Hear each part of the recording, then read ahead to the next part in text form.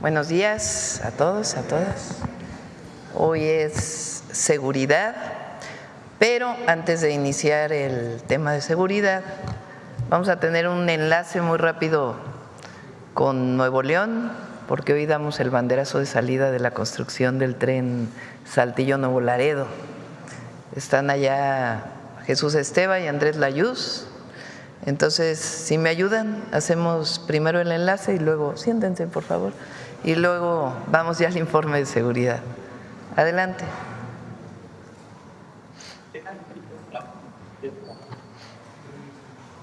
¿No están? Pues entonces vamos a seguridad. Se quedaron dormidos allá. Bueno, no aquí, allá.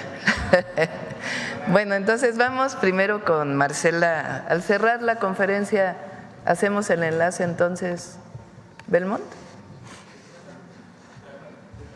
¿Ya están? Bueno, entonces vamos al enlace y luego seguridad. Jesús, buenos días a todos. Buenos. Nos vamos al enlace y luego. Buenos días, Presidenta. Buenos días a todos. Buenos días, Presidenta. Con su permiso, el día de hoy nos da mucho gusto encontrarnos en el municipio de Salinas, Victoria.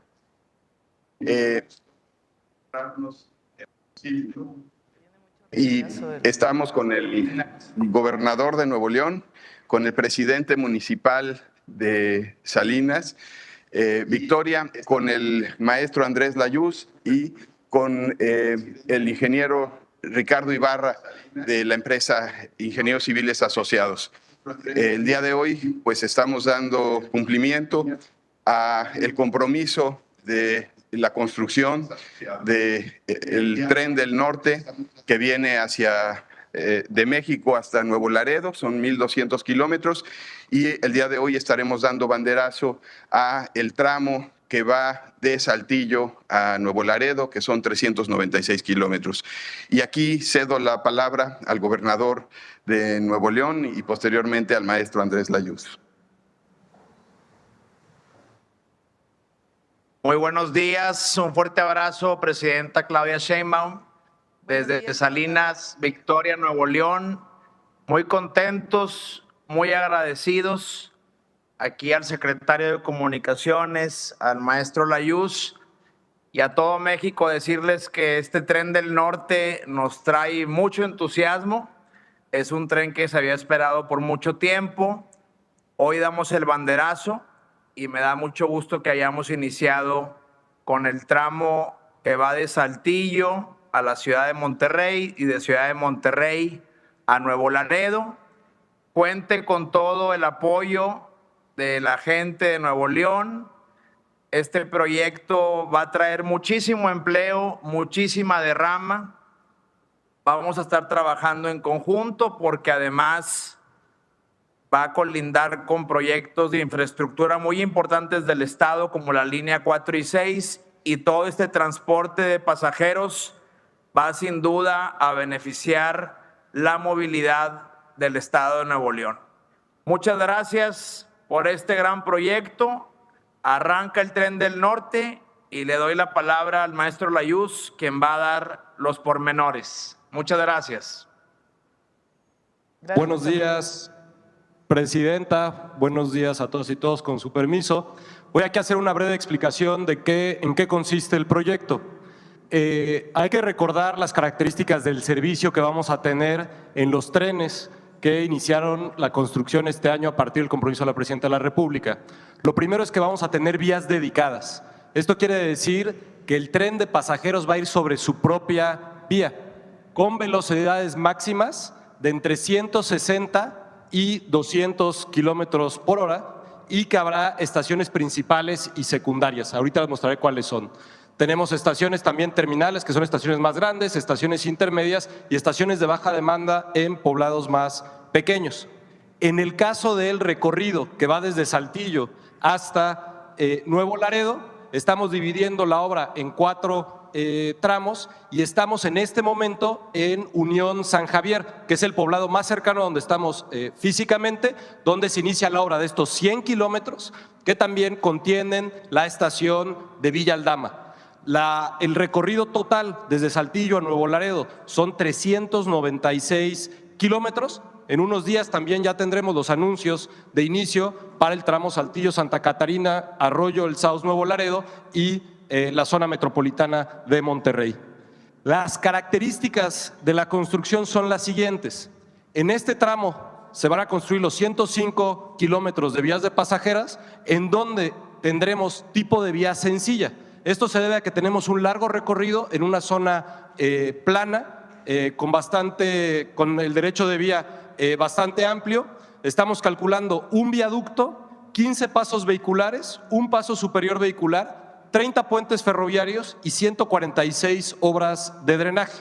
Como les decía, en este tramo tenemos la estación de Villa Aldama y los empleos directos que ya se están generando son 4.744 directos y 14.676 indirectos.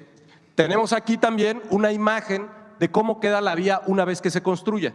Como saben, estamos usando el derecho de vía existente en la mayor parte del tramo. Tenemos aquí a un lado la vía de carga que está en operación y al lado de esa vía de carga es donde se construirá la vía de pasajeros. Como tenemos una sola vía, también cada 25 kilómetros se construye un ladero de 3 kilómetros que permite el rebase de los trenes, que por su velocidad y demanda permitirá que realmente nunca se encuentren trenes sobre la misma vía. Las estructuras se están considerando, eso sí, con 2 vías, por ejemplo los viaductos, para que después se pueda hacer una expansión futura.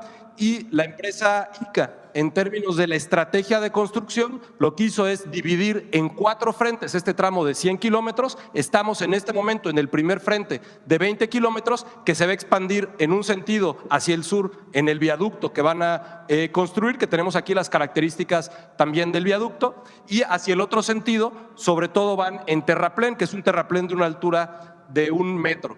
La demanda estimada que tenemos en este tramo, es decir, la población que va a beneficiar, son alrededor de 7 millones de pasajeros al año. 7 millones de pasajeros que podrán ir de Saltillo a la zona metropolitana de Monterrey, y que es una conexión cotidiana, pero también desde la zona metropolitana de Monterrey a Nuevo Laredo, donde también hay una relación cotidiana, económica y turística entre las poblaciones de Tamaulipas, Nuevo León y Coahuila. Eso es lo que tenemos. Muchas gracias. Gracias, Andrés. ¿Van a hacer banderazo? ¿Van a hacer banderazo, Jesús? Sí, presidenta. Adelante. Si hacemos el conteo, a ver si nos pasan las banderas.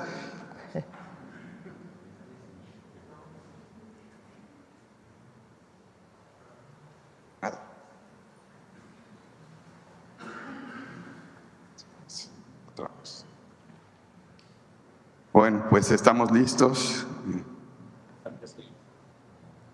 1, 2, 3. ¡Bravo! Bravo. Bueno, el día de hoy inicia la construcción del tren en el norte de Saltillo a Nuevo Laredo. Recuerden que este es el tren que va desde Ciudad de México hasta Nuevo Laredo.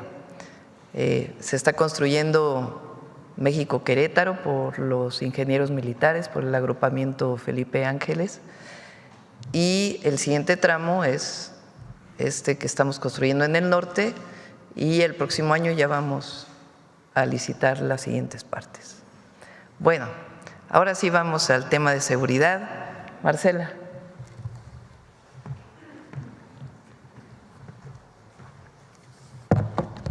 Con su permiso, presidenta. Muy buenos días a todas y a todos. Como ya mencionó la presidenta, el día de hoy, como ustedes saben, a inicio de cada mes les presentamos el reporte de incidencia delictiva con, en este caso, cifras consolidadas al 31 de agosto de 2025, y esto es con información de las 32 fiscalías estatales del país a 11 meses de la administración de la presidenta, la doctora Claudia Sheinbaum. Si nos ponen la primera gráfica, gracias. En esta primera gráfica podemos ver la tendencia en el promedio diario de víctimas de homicidio doloso de forma mensual. Esta gráfica va de agosto de 2024 a agosto de 2025. Destaca la disminución de 32% de septiembre de 2024 a agosto de 2025. Como se puede ver claramente en esta gráfica, en los últimos 11 meses se ha presentado una tendencia sostenida a la baja. Iniciamos en septiembre, con el inicio de la administración, en 86.9 homicidios diario promedio en el país, y este agosto de 2025 cerró en 59.2 homicidios diarios en el país. Esta disminución, que como señalaba ya es de 32%, la siguiente por favor, implica que en agosto se registraron 27 homicidios menos que los registrados en septiembre de 2024. Ahora bien, si analizamos el promedio diario de homicidios durante los meses de agosto de los últimos años, la siguiente por favor, agosto de 2025, como también se ve claramente en la gráfica, todos estos son, las barras son los meses únicamente de agosto de los últimos 10 años. Agosto de 2025 es el más bajo precisamente desde 2015. La siguiente, por favor. En lo que respecta a la tendencia durante este 2025, en esta lámina podemos ver los promedios de homicidio, pero de forma anual. En estos primeros 8 meses del año tenemos un promedio de 68.4 homicidios diarios. Esto, si comparamos el 2018, que se registraron 100.5 homicidios diarios, es una reducción de 32% en estos 7 años. A continuación, la siguiente, pasamos a las entidades federativas. Esta gráfica nos señala los homicidios dolosos a nivel nacional, pero la distribución a nivel estatal de enero a agosto del presente año. Como ha ocurrido en los últimos meses, identificamos que 7 estados concentran prácticamente la mitad, en este caso 51% del total de los homicidios dolosos del país. En este caso, en estos primeros 8 meses del año, el primer lugar lo ocupa Guanajuato, con 11.6% del total a nivel nacional. El segundo lugar está Chihuahua, que representa 7.3% del total nacional. Tercer lugar, Baja California, con 7.1%. En cuarto lugar está Sinaloa, también con 7.1%. Quinto lugar, Estado de México, con 6.6%. Le sigue Guerrero, con 5.9%. Y en séptimo lugar está Michoacán, con 5.5% del total nacional. Ahora, en la siguiente gráfica podemos ver esta misma distribución, pero únicamente del mes de agosto de 2025. En este caso, también 7 estados concentran el 49% del total de los homicidios. Encabeza la lista Guanajuato con 9.4% del total. Le sigue Chihuahua con 7.4% y en tercer lugar Baja California con 7.1%. Ahora, si observamos el promedio diario de homicidios dolosos por entidad federativa de septiembre, la siguiente por favor, de septiembre contra agosto de 2025, observamos que 28 entidades federativas disminuyeron en su promedio diario de homicidios dolosos. Destacan 6 estados en donde se registró una disminución de más del 50% en el promedio de homicidios. Está Zacatecas con menos 82%, San Luis Potosí con menos 71%, Quintana Roo con menos 67%, Nuevo León menos 63%, Querétaro con menos 61% y Tlaxcala con menos 57%. Ahora veremos puntualmente algunos estados, sobre todo estados que en un inicio de la administración concentraban la mayor cantidad de homicidios para ver sus tendencias en los últimos meses. Iniciamos con Guanajuato, la siguiente, gracias.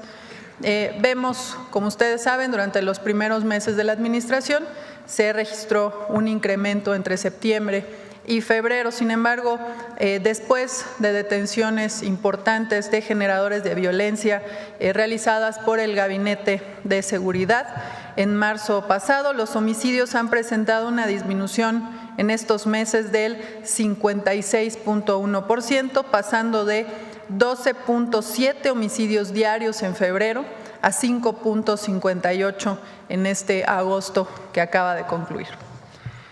En la siguiente, por favor, este es el estado de Baja California. Se muestra también una tendencia, como pueden ver, sostenida a la baja. En este caso, la disminución es de 41.2% en el número de homicidios diarios promedio, mientras que en septiembre de 2024 se registraron 7.13 homicidios diarios en promedio. En agosto esta cifra fue de 4.1.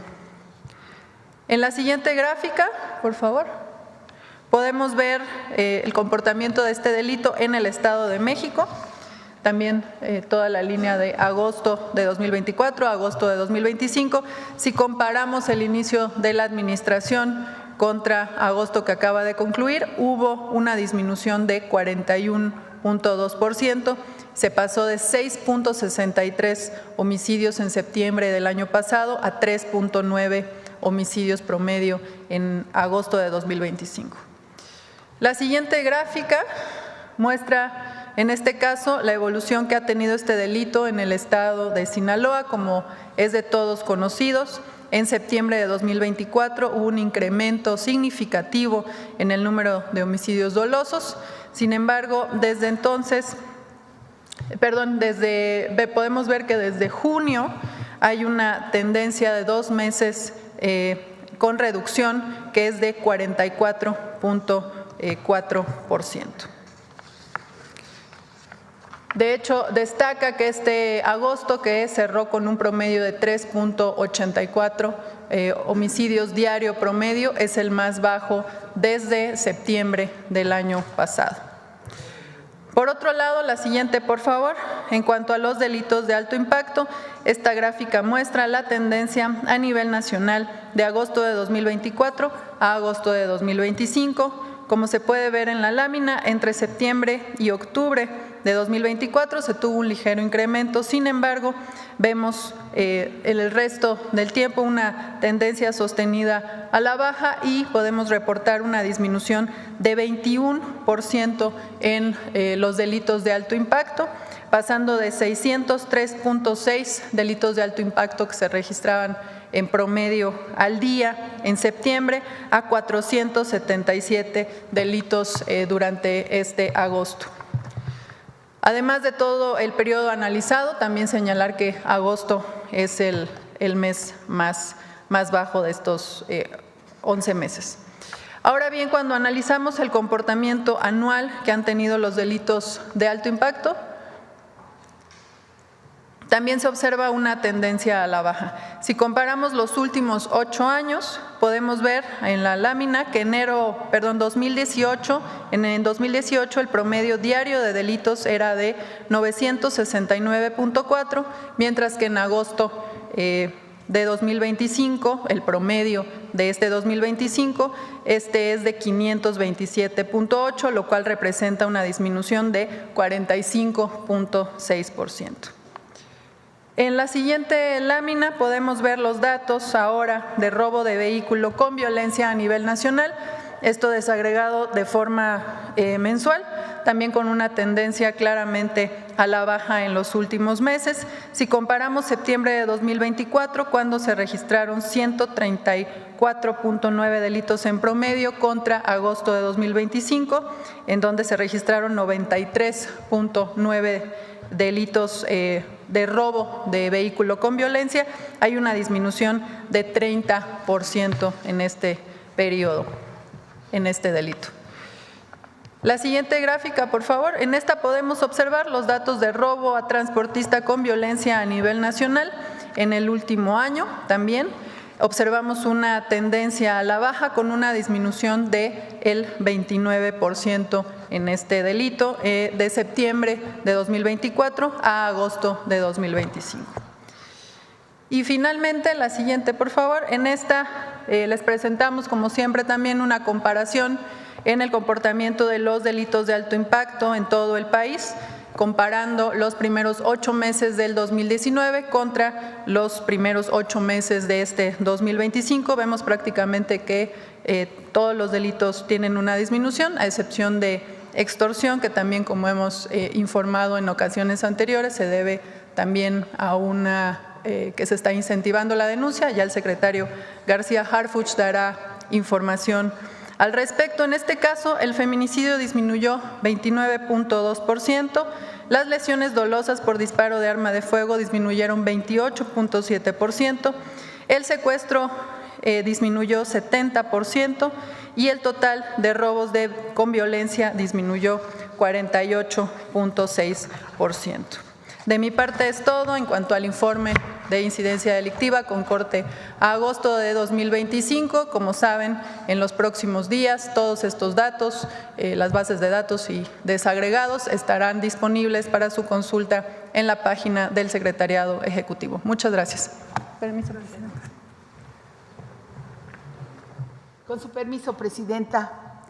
Muy buenos días tengan todas y todos. Buenos días a mis compañeros y compañeras del Gabinete de Seguridad. Hoy presentaremos los resultados del trabajo coordinado en el eje de atención a las causas de la Estrategia Nacional de Seguridad. Les compartimos que en este periodo tuvimos una amplia participación de la población en las actividades desarrolladas por todas las dependencias e instituciones del Gobierno de México y los gobiernos estatales y municipales. Como ha instruido nuestra presidenta, fomentamos actividades deportivas para contribuir al desarrollo de nuestros jóvenes, su interacción social, integración en sus comunidades y su salud física y mental. En el mes de agosto, 33,177 niñas, niños y adolescentes de todo el país conformaron equipos de fútbol que compitieron en 144 torneos. Felicitamos la participación en este deporte de conjunto que conecta con el mundo y que es otra forma de construir paz y promover la inclusión social. Reconocemos también a la Secretaría del Trabajo y Previsión Social por la realización de 113 ferias de empleo en todo el país durante el mes de agosto. Decirle, Presidenta, que 33,522 personas jóvenes recibieron con entusiasmo la oferta laboral de la iniciativa privada e instituciones públicas como la Guardia Nacional y el Servicio de Protección Federal. Para saber de voz de las familias las necesidades de sus integrantes y su comunidad, continuamos con las visitas casa por casa. A la fecha hemos llegado a más de 167,300 personas. Nuestras ferias de paz responden a las necesidades identificadas en estos recorridos. A la fecha hemos realizado 296. Y dependencias de los 3 órdenes de gobierno acercamos programas, trámites y servicios a la población, con quien realizamos actividades lúdicas, culturales y deportivas. Los comités de paz son un mecanismo para impulsar los proyectos que requieren las comunidades, vecinas y vecinos proactivos en favor del bienestar común. Han conformado 280 comités. Decirle, Presidenta, que ya sumamos 278 espacios recuperados. Cada vez más personas se incorporan a proyectos comunitarios para embellecer sus colonias o barrios, apropiarse de estos y realizar actividades culturales, deportivas, artísticas o de esparcimiento. Con la Secretaría de Desarrollo Agrario, Territorial y Urbano, la SEDATU, se iniciaron 15 proyectos de obras comunitarias en Salamanca, Celaya y León, en Guanajuato, así como en Ciudad Juárez, Chihuahua, y en Cajeme, Sonora. Los comités de vecinas y vecinos eligieron al representante de la comunidad para el seguimiento de los trabajos. Del 30 de agosto al 6 de septiembre, en Chiapas, realizamos acciones en coordinación con la Secretaría de la Defensa Nacional para mejorar las condiciones de vida y recuperar el libre tránsito de las familias de la localidad en frontera con Malapa. Y en coordinación con el gobierno de Chiapas se entregaron víveres en hogares y se difundieron los programas del gobierno de México. Además se brindaron servicios médicos, cortes de cabello y actividades recreativas para niñas y niños. En el marco del Plan de Justicia para el Pueblo Purépecha, atendemos a las comunidades indígenas de Santa Fe de la Laguna, Huáncito, Pichátaro y San Ángel Surumucapio. Y en consenso con sus representantes comunitarios, acercamos programas y servicios a través de nuestras ferias con respeto a su dignidad, identidad y autonomía. Y con la convicción de que las causas que originan la violencia se atienden en el territorio, las 32 mesas de paz estatales y 266 regionales continúan el trabajo permanente en las comunidades a través de 4.959 jornadas por la paz. Impulsamos actividades deportivas, ferias de salud para mujeres y personas mayores, reforestación de áreas verdes, pláticas por la paz y contra las adicciones. Y en coordinación con la Secretaría de Hacienda, la Secretaría de la Defensa Nacional, la Secretaría del Buen Gobierno, la Secretaría de Bienestar, Aduanas, el INDEP, el SAT y Guardia Nacional, así como en autoridades estatales y municipales, seguimos visitando las comunidades más pobres y alejadas con el Tianguis del Bienestar. Entregamos a la población enseres domésticos, telas, ropa, artículos de primera necesidad, nuevos, gratuitos, que fueron decomisados en aduanas. Y del 25 al 30 de agosto visitamos los municipios General Eliodoro Castillo y Quelchultenango en la montaña de Guerrero. Con este programa se han beneficiado a más de 48,000 familias de 19 municipios y en los estados de Guerrero y Oaxaca, devolviendo lo que por derecho les corresponde. Nuestro agradecimiento a la Secretaría de la Defensa Nacional, también a la Iglesia Católica que nos presta los atrios, con quienes coordinamos el programa Sí al Desarme, Sí a la Paz, que ha realizado ya en 29 entidades. El día de ayer iniciamos en el municipio de Tlaquepaque, Jalisco. Invitamos a la población a participar. Y del 10 de enero a la fecha se han canjeado por dinero en efectivo y de manera totalmente anónima un total de 5,890 armas de fuego, de las cuales 1,760 fueron armas largas, 3,492 armas cortas, 638 granadas, así como cartuchos y cargadores.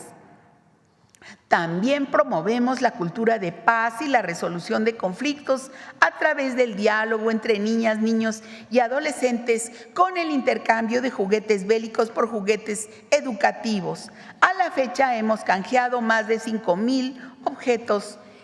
Con los esfuerzos coordinados de las dependencias de los 3 órdenes de gobierno, ha sido posible brindar 3,454,000 atenciones a 2,240,000 personas. Nuestro agradecimiento a todas las secretarías, dependencias federales, estatales y municipales por su contribución. Y como lo ha señalado nuestra presidenta, vamos bien y vamos a ir mejor. Seguiremos trabajando en beneficio de todas y todos. Muchas gracias por su atención y gracias que nos permiten servirles. Gracias.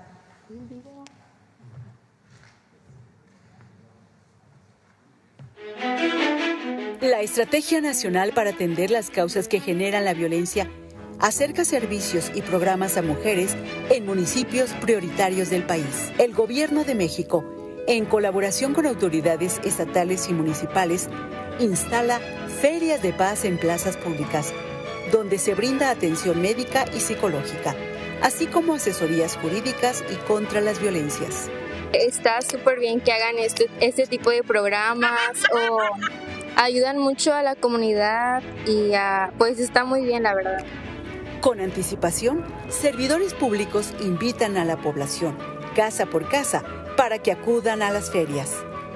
Bajo la coordinación de la Secretaría de Gobernación, 37 dependencias federales informan sobre programas de bienestar, educación, fomento y capacitación para el empleo a mujeres y hombres. También se promueve una sana convivencia entre los habitantes de las comunidades a través de activaciones físicas, pláticas para una vida libre de adicciones, eventos culturales, lúdicos y literarios, así como torneos deportivos. Como parte de la estrategia, se desarrollan jornadas por la paz, en donde se imparten pláticas y talleres, entre otras actividades. La ciudadanía, junto con autoridades, se reúnen en comités de paz y asambleas vecinales para acordar obras de mejoramiento urbano, entre estas, senderos de paz. Muy bien, porque este parque estaba muy abandonado y ahorita este parque ya quedó limpio, sí, que sigan impartiendo estos programas porque es para la mejoría de toda nuestra comunidad. Con Sí al Desarme, Sí a la Paz, se colocan carpas en atrios de iglesias para el intercambio voluntario y anónimo de armas de fuego a cambio de dinero en efectivo. Y los niños y las niñas canjean juguetes bélicos por educativos. Por eso, atender las causas es hablar de derechos para todas y todos, con énfasis en la justicia para las mujeres. Les animo a atender las causas que generan la violencia, en todos lados, en las familias, en la comunidad, en las colonias, en nuestro país entero. Abrazar la bandera de la paz, no solo con las manos, sino con los actos. A educar para la convivencia, a sembrar esperanza.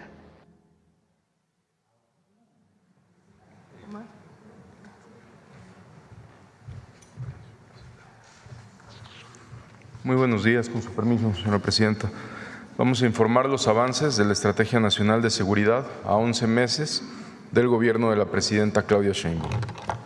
En esta administración, la presidenta ha impulsado acciones para mejorar la coordinación entre las instituciones que conforman el Gabinete de Seguridad y los estados de la República, con el fin de ser más eficientes, reducir la criminalidad y combatir la impunidad. El trabajo conjunto de la Secretaría de la Defensa Nacional, de la Secretaría de Marina, la Secretaría de Seguridad y Protección Ciudadana, Fiscalía General de la República, Secretaría de Gobernación, Guardia Nacional y el Centro Nacional de Inteligencia han permitido desarticular redes criminales, detener objetivos prioritarios, ejecutar órdenes judiciales, además de afectar las estructuras financieras de grupos delictivos con los aseguramientos realizados. En las últimas 2 semanas se han detenido a 1.600 personas por delitos de alto impacto. Se aseguraron 552 armas de fuego y más de 5 toneladas de drogas. Se inhabilitaron 53 laboratorios para la producción de metanfetaminas. Asimismo, del 1 de octubre del 2024 al 8 de septiembre del 2025, más de 32.400 personas han sido detenidas por delitos de alto impacto. Más de 16.000 armas de fuego y 245 toneladas de droga, entre ellas más de 3.600.000 pastillas de fentanilo. En 22 estados de la República, el Ejército y la Marina han inhabilitado 1.400 laboratorios dedicados a la producción de metanfetamina.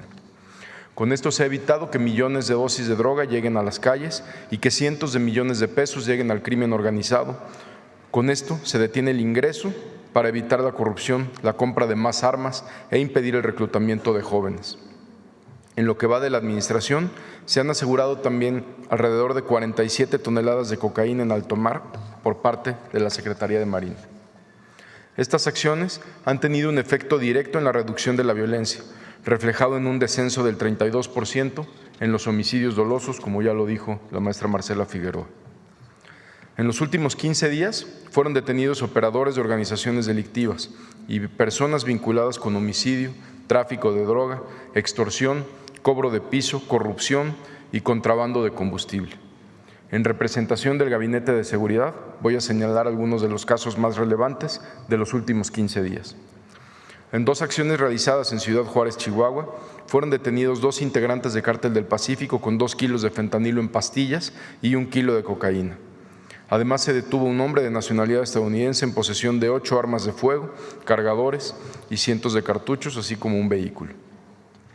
Gracias a la colaboración de Defensa, Marina, Fiscalía General de la República, Secretaría de Seguridad, con la Secretaría de Seguridad Pública y Fiscalía General de Justicia del Estado de México, se realizaron operativos conjuntos en los municipios de Ecatepec, Tecámac, Coacalco y Melchor Ocampo, donde fueron detenidas 23 personas relacionadas con grupos delictivos que operan en la entidad, a quienes se les aseguró armamento y dosis de droga. Uno de los detenidos es identificado como Rubén N., alias El Tío, principal generador de violencia en la zona. En Acapulco también se llevaron a cabo 2 operativos en coordinación con autoridades locales, donde fue detenido Gabriel N., quien cuenta con una orden de extradición al estar relacionado con un feminicidio, robo y disponer de forma indebida de recursos y valores de los clientes de las instituciones de crédito.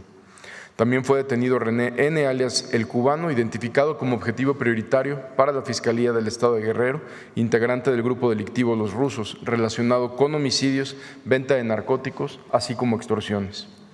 En San Luis Potosí fue detenido un sujeto en posesión de 395 kilos de metanfetamina, con una afectación económica a la delincuencia organizada de 107 millones de pesos.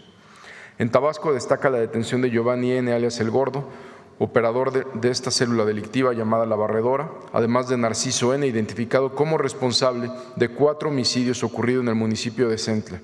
Durante su detención se rescataron a 7 menores de edad a quienes había sustraído, los cuales hoy se encuentran a salvo. Resultado del reforzamiento a la seguridad en el estado de Sinaloa, en el último mes fueron detenidas 95 personas, 292 armas de fuego, 109,000 cartuchos y más de 27 toneladas de droga, entre ellas 72 kilos y cerca de 83,000 pastillas de fentanilo. También se desmantelaron en Sinaloa 8 laboratorios para la elaboración de metanfetaminas. Entre las acciones realizadas en los últimos 15 días en esta entidad, destacan 2 operativos a cargo del Ejército y de Guardia Nacional en Culiacán, donde fueron detenidas 8 personas responsables de una agresión a las autoridades, entre ellas Leonel N., a quienes se le relaciona con un grupo delictivo. En estas acciones se aseguraron 40 armas largas, incluyendo un fusil Barrett y una ametralladora, más de 2,000 cartuchos, equipo táctico, cargadores, 150 kilos de metanfetamina y 80 litros de metanfetamina líquida. En operativos realizados en Mazatlán y Culiacán, fueron también detenidas otras 12 personas vinculadas con diferentes facciones en disputa en la entidad. Se aseguraron también 12 armas largas, 5 armas cortas, cargadores y cartuchos. Como parte de la política de cero tolerancia a la corrupción instruida por la presidenta Claudia Sheinbaum y resultado de trabajos de investigación del Gabinete de Seguridad, tras el aseguramiento de 10 millones de litros de diésel en Tampico, Tamaulipas, en el mes de marzo, fueron detenidas en la Ciudad de México, Nuevo León, Tamaulipas y Veracruz 15 personas, entre las que se encontraban empresarios y algunos servidores públicos relacionadas con el mercado ilícito de combustible, como se informó el domingo en conferencia de prensa. La investigación sigue en curso para detener a todos los involucrados en este delito y no habrá impunidad. Reconocemos el trabajo comprometido que ha realizado por muchos años los hombres y las mujeres de la Secretaría de Marina para brindar seguridad a nuestro país y reiteramos que el actuar aislado de unos cuantos no representa el actuar de la institución, como los mismos resultados antes mencionados lo reflejan. Asimismo, como parte de las acciones para combatir el robo de hidrocarburo, se realizaron cateos y despliegues operativos en los últimos 15 días en Querétaro, Sonora y Tabasco, donde se aseguraron 441,000 litros de hidrocarburo, así como 21 tractocamiones, 7 vehículos, 3 autotanques, 8 cisternas, 15 bombas y un montacargas, además de la detención de personas vinculadas con estos hechos. El 6 de julio, por instrucciones de la presidenta Claudia Sheinbaum, se implementó la Estrategia Nacional contra la Extorsión. Se recibieron 43,682 llamadas de extorsión al número telefónico 089. El 72%, es decir, 31,411 llamadas, fueron extorsiones no consumadas, gracias al acompañamiento en tiempo real de los operadores. 8,000 fueron denuncias de números que intentaron extorsionar y el 10%, es decir, 4,263 llamadas, fueron para reportar extorsiones consumadas, que aportaron datos suficientes para iniciar una carpeta de investigación. Gracias a la población que confió en realizar su denuncia en el 089, se iniciaron 1,436 carpetas de investigación por las fiscalías en los estados. La coordinación entre las autoridades del Gabinete de Seguridad y los estados de la República ha permitido detener a 239 personas por el delito de extorsión en 19 entidades federativas, en el periodo del 6 de julio al 3 de septiembre. Entre las acciones más recientes en estos 15 días relacionadas con este delito, destacan las siguientes. En Acapulco, Guerrero, personal de la Secretaría de Seguridad y la Secretaría de Seguridad y Protección Ciudadana detuvo a 2 personas vinculadas con homicidio y cobro de piso a comerciantes. En Chalco, Estado de México, elementos del Ejército localizaron a un menor de edad que fue víctima de secuestro virtual y evitaron que se realizara el pago por el presunto secuestro. En Puebla, elementos de la Fiscalía General de la República detuvieron a Julio N., líder de una célula delictiva relacionada con extorsiones, agresiones armadas, ejecuciones, narcomenudeo y colocación de mantas para intimidar a integrantes de grupos rivales. Muchas gracias. Con su permiso.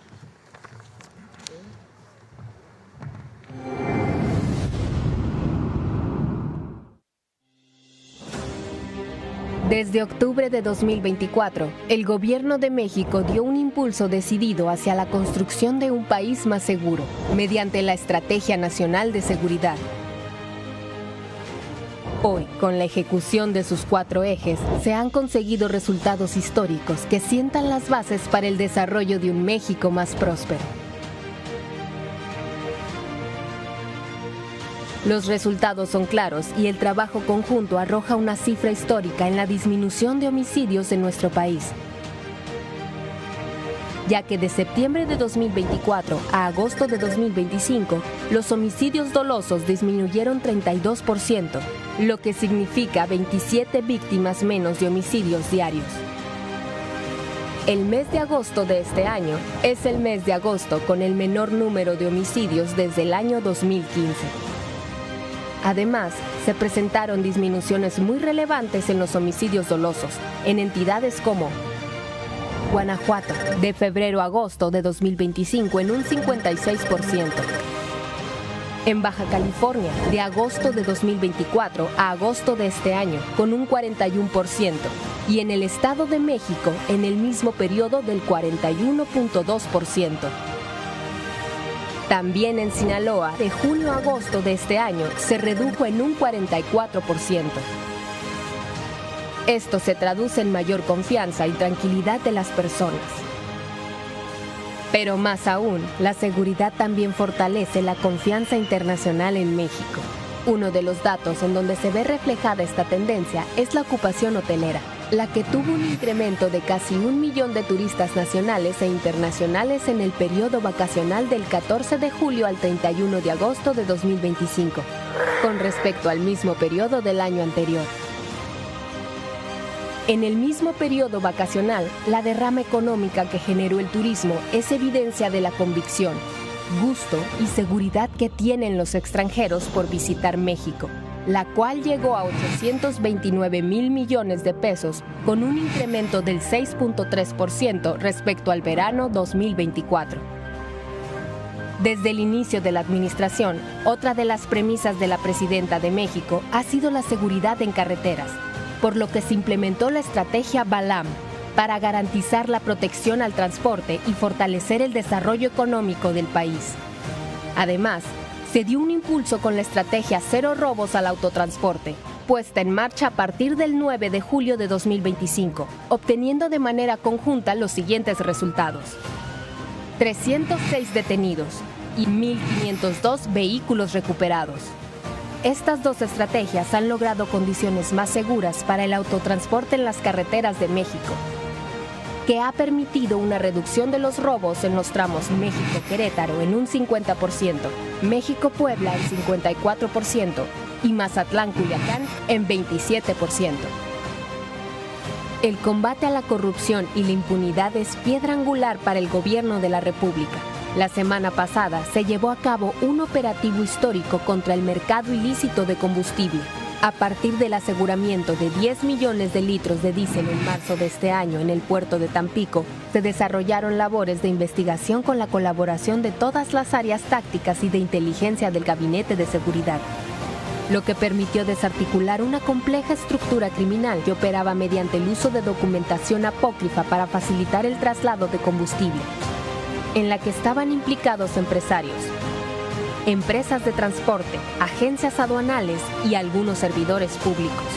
Como resultado, mediante operativos coordinados en Nuevo León, Tamaulipas, Veracruz y la Ciudad de México, se ejecutaron órdenes de aprehensión contra 14 personas involucradas. Estos resultados son patente del firme compromiso del Gobierno de México con la seguridad y el bienestar de la población. Con acciones coordinadas y la participación de la sociedad, nuestro país avanza con pasos firmes hacia un futuro en paz, con más oportunidades y esperanza para todas y todos. Gobierno de México. Pon la gráfica de homicidios.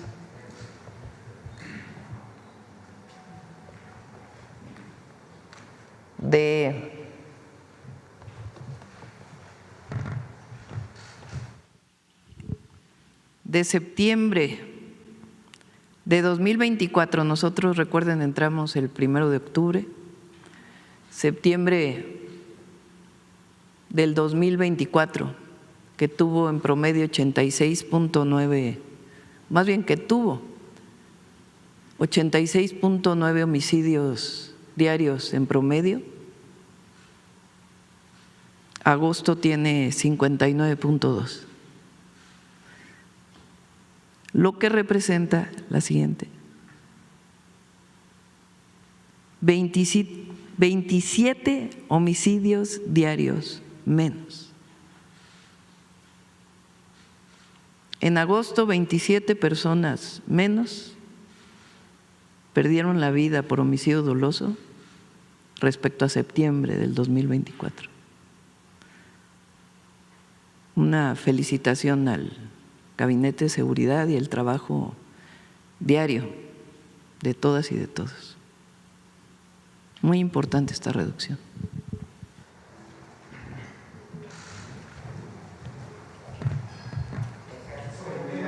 Adelante, vamos. A ver, ayer te quedaste, Arturo. Gracias, presidenta. Arturo Páramo, Grupo Imagen. Quisiera preguntar acerca de lo que sucedió ayer con el suicidio, al parecer, de un integrante de la Marina involucrado con el caso del huachicoleo que se dio a conocer el fin de semana. No sé si el señor fiscal ya tenga algún conocimiento de este caso, nos puede hacer algún comentario acerca de lo que, no sé, de las primeras indagatorias de este caso, y también pues insistir lo que desde el domingo se ha dicho, de que desde la administración pasada se tenían ya indicios, datos, pruebas de este caso y se tardaron más de 2 años, aproximadamente 2 años, en dar los resultados que se anunciaron el fin de semana pasado. Si nos pudiera comentar, fiscal, ayer la presidenta nos decía que tenía que estar bien fincadas las denuncias, las pruebas, para que no hubiera ningún pues obstáculo para obtener las órdenes de aprehensión y poder hacer las detenciones. Si nos puede comentar cómo fue todo este proceso durante este tiempo. Antes de darle la palabra al fiscal, sí. Primero lamentamos mucho la muerte de este marino, nuestro apoyo y solidaridad a la familia. No hay certeza de que él estuvo involucrado en este proceso. Entonces, pues vienen las investigaciones, pero primero nuestra solidaridad a la Marina y a la Armada de México y por supuesto a los familiares. Segundo, y es muy importante, esta investigación surge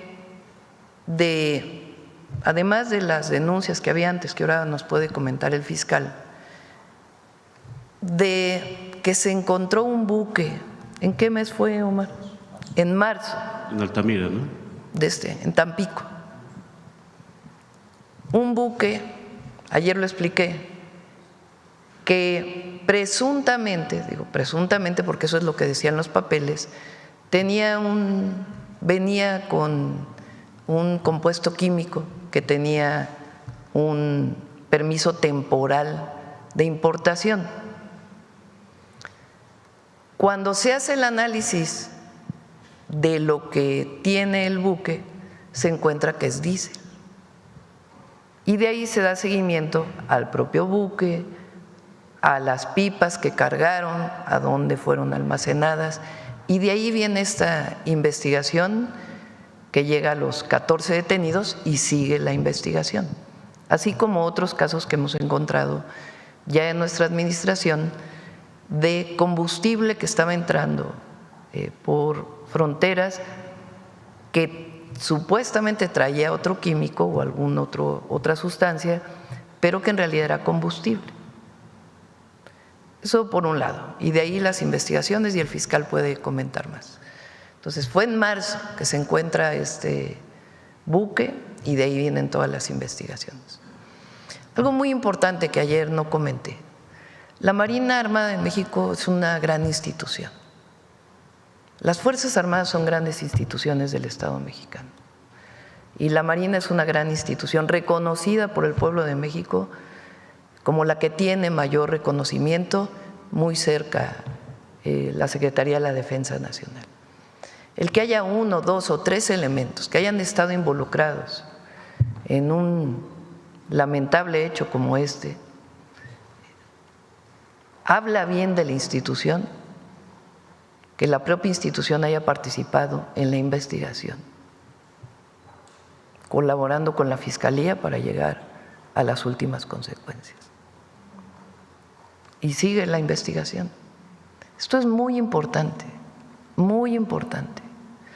Primero porque habla de la integridad del almirante Morales y su trabajo. Segundo, porque nosotros no acusamos a nadie que no esté dentro de las líneas de investigación, sino sencillamente donde hay pruebas. Y tercero, aunque es un hecho lamentable, fortalece a la institución, a la Marina. Eso no lo comenté ayer, pero es algo muy importante, porque cero impunidad a la corrupción y a los delitos, pues tiene que ver con esto, con que ahí donde se encuentra que hay un problema, ahí se actúa. Entonces, mi reconocimiento a toda la Marina, a la Secretaría de Marina, a la Armada de México, por supuesto, a las Fuerzas Armadas, y este caso pues muestra de elementos que se corrompieron y que una vez que se descubre a partir de las investigaciones que hay que estaban involucrados, se actúa con cero impunidad. Esto es fundamental en nuestro país y también el reconocimiento a todas y todos los que conforman la Secretaría de Marina. Adelante, fiscal.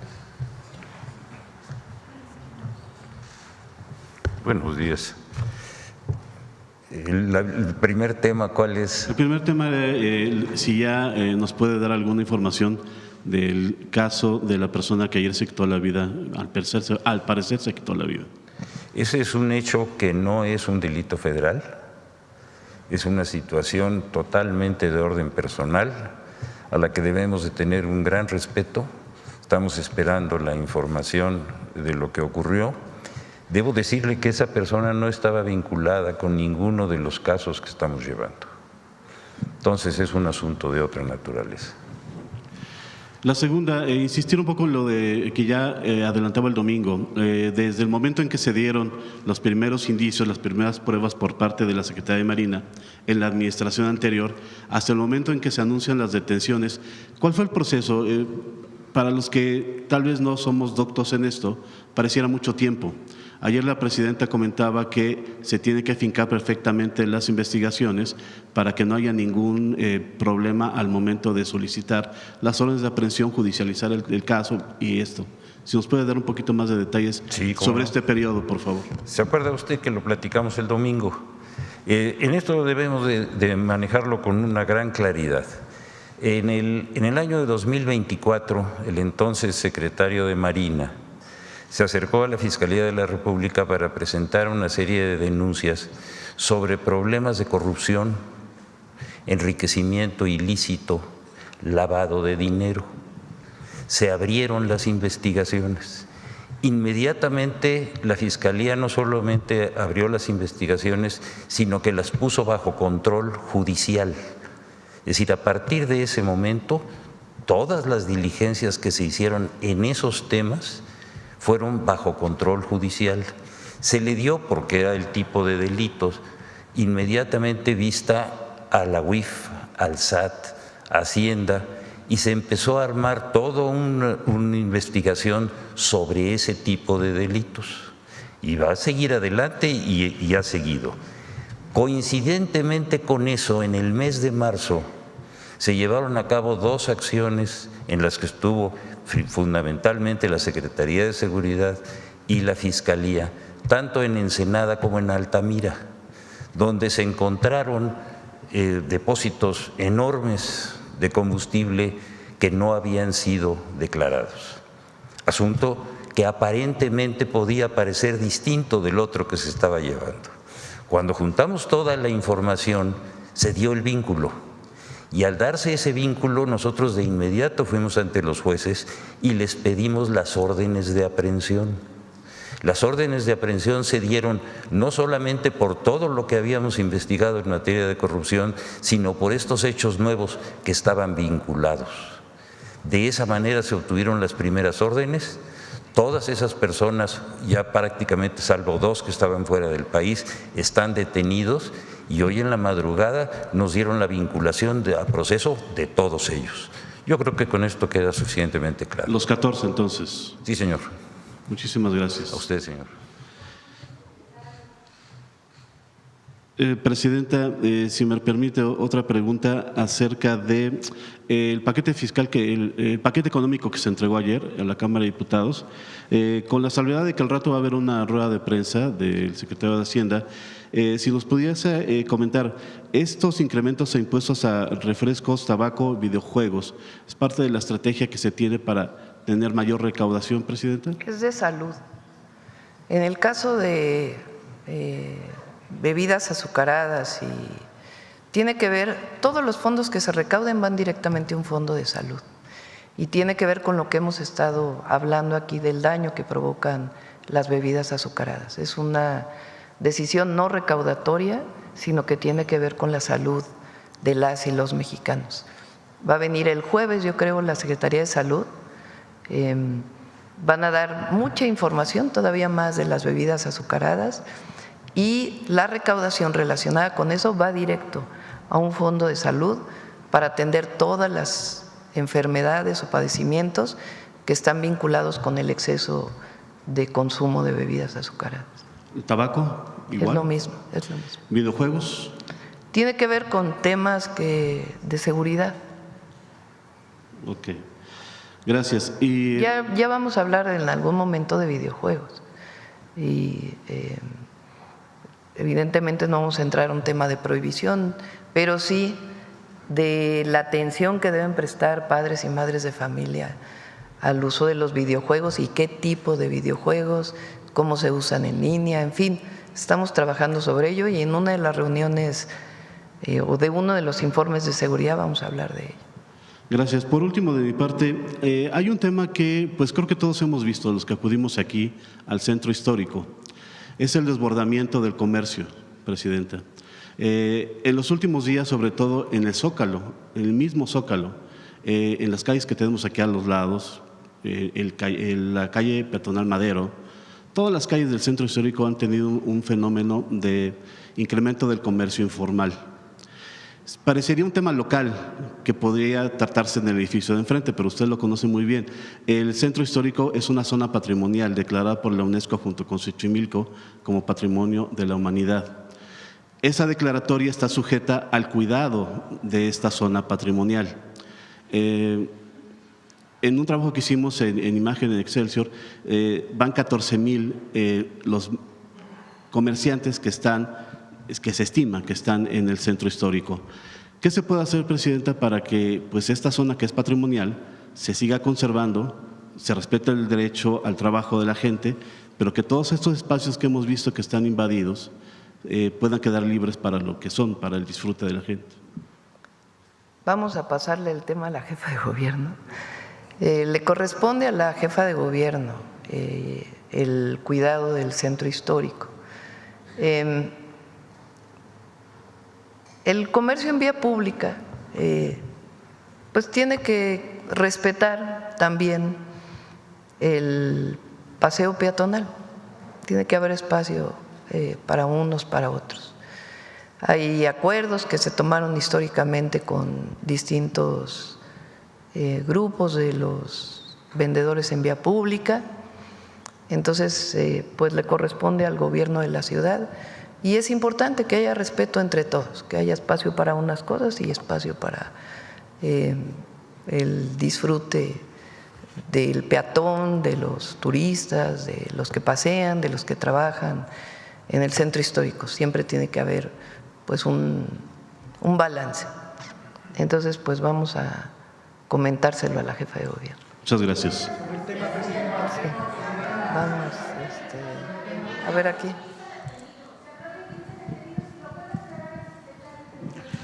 Si son 14 o 15 detenidos.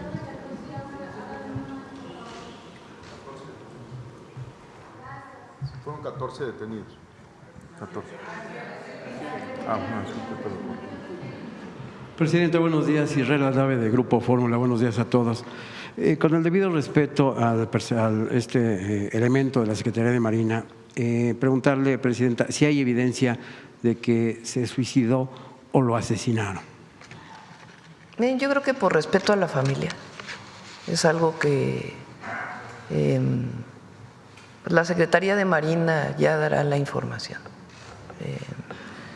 Yo creo que hay que siempre tener una parte de sensibilidad en estos casos.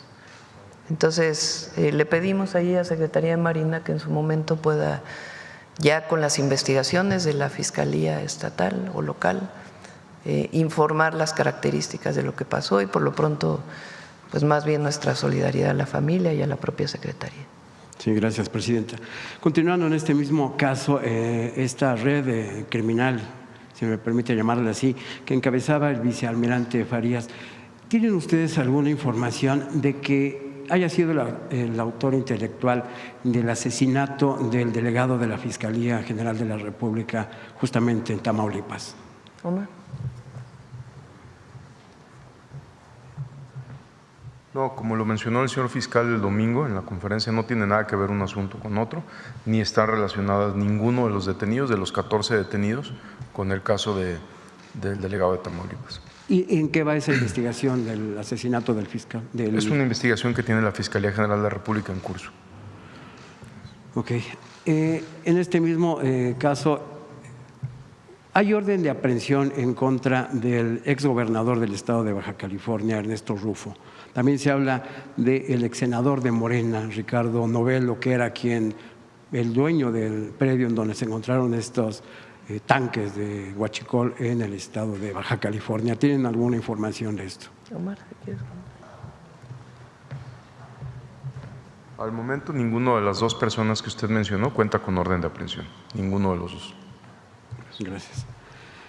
Y ya finalmente, en otro caso, preguntarle, si me permite, Presidenta, al señor fiscal, ¿en qué va la investigación del exsecretario de Seguridad del estado de Tabasco, Hernán Bermúdez? ¿Lo tienen ubicado? ¿Está vivo? Que pudiera darnos más información. Y si ya ha declarado en este caso el exgobernador, ahora senador, Adán Augusto López. En ese tema, que como ustedes saben muy bien, se inició en el gobierno del Estado por asuntos de carácter local. Cuando se nos dio vista del caso del que era secretario particular del secretario de Seguridad, nos dieron vista en razón de delitos de carácter federal, sobre todo de delitos patrimoniales. Actuamos de inmediato, obtuvimos la orden de aprehensión, lo detuvimos, está sujeto a proceso y está en la cárcel. Otro de sus ayudantes, que fue detenido por la Secretaría de Seguridad, se acogió a un criterio de oportunidad y nos ha estado dando una información muy valiosa que nos han permitido ya primero establecer la ficha roja, hablar con todas las autoridades de Interpol de todo el resto del mundo y estamos trabajando para localizar a esta persona.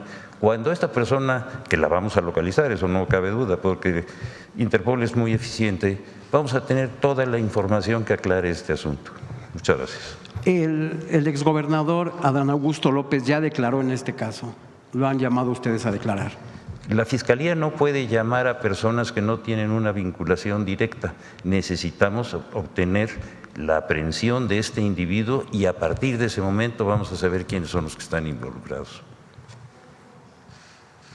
Presidenta, por otra parte, en esta reciente reunión que sostuvo usted con el secretario de Estado norteamericano, Marco Rubio, habló de que al gobierno de nuestro país le interesan que sean traídos a territorio nacional para que rindan cuentas ante la justicia mexicana algunos objetivos criminales. ¿Nos podría decir quiénes son estos objetivos que le interesan al gobierno? No sé si lo pueda comentar. Lo que le solicitamos a Marco Rubio, ¿en qué caso está relacionado? Sí, lo comento. ¿Sí? Son sobre el caso Ayotzinapa. Se lo habíamos comentado a los familiares, padres y madres. Son 2 personas que se está pidiendo su extradición y se lo comenté personalmente al secretario del Departamento de Estado. Fueron solamente estas 2 personas. Presidenta, ya por otra parte, si me permite finalmente… Y por la sensibilidad de lo que significa para nuestro país este caso. Por otra parte, si me permite, Presidenta, dice la DEA, la Agencia Antidrogas norteamericana, que le asestó un duro golpe al cártel de Sinaloa los últimos días del pasado mes de agosto. Hablan de que hubo acciones tanto en los Estados Unidos como a nivel internacional.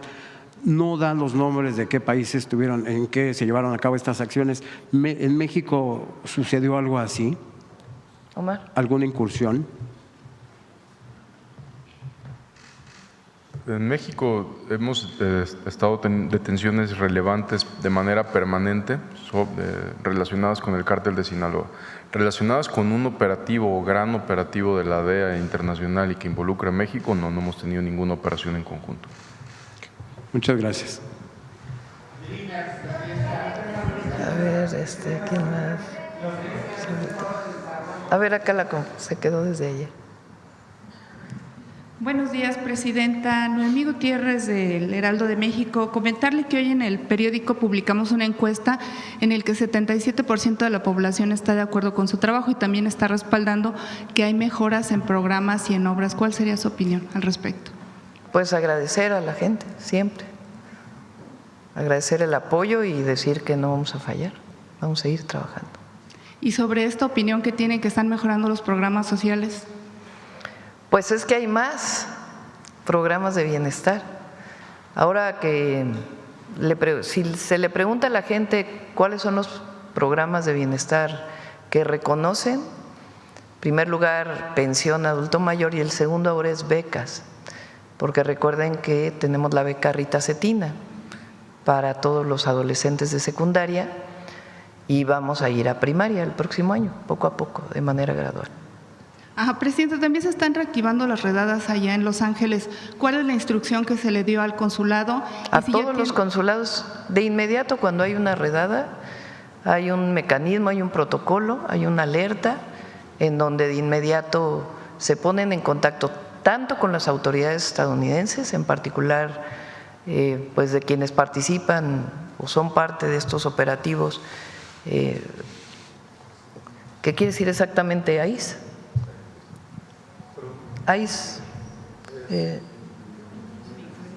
a ver si me ayudan con la traducción, con ICE, con CBP, que son el nombre en inglés de estas dos instituciones, que son quienes realizan estas acciones que consideramos nosotros injustas. De inmediato los consulados en el lugar donde ocurre tienen un protocolo, hablan primero con ellos, informa a la Embajada de México en Estados Unidos, de igual manera a la Cancillería aquí, el subsecretario Roberto Velasco de inmediato también alerta o funcionan estos protocolos de alerta. De inmediato se ponen en contacto con las autoridades para ver si hay mexicanas y mexicanos y de inmediato se va a los centros de detención para poder entrar en contacto con ellos, que sepan que el consulado está ahí y si lo desean poder utilizar los apoyos del consulado. Ajá, presidenta, y también ahí mexicanos en Chicago estaban anunciando que a lo mejor se cancelaban los festejos patrios. ¿Cuál sería su llamado a la comunidad mexicana en Estados Unidos ante este temor de redadas sobre esta celebración que es muy mexicana? Bueno, son decisiones que tienen que tomar ellos. Vamos a ver la Cancillería, en particular en Chicago, qué es lo que nos plantea. Algunos han planteado que no se realice. Yo pienso que si se hace de manera pacífica, relacionado con la independencia, pues no tendría problema. Pero vamos a ver cuál es la opinión de Cancillería para no cometer algún error. Muchas gracias. Sí, bueno, a ver seguridad aquí. Luego vamos para acá.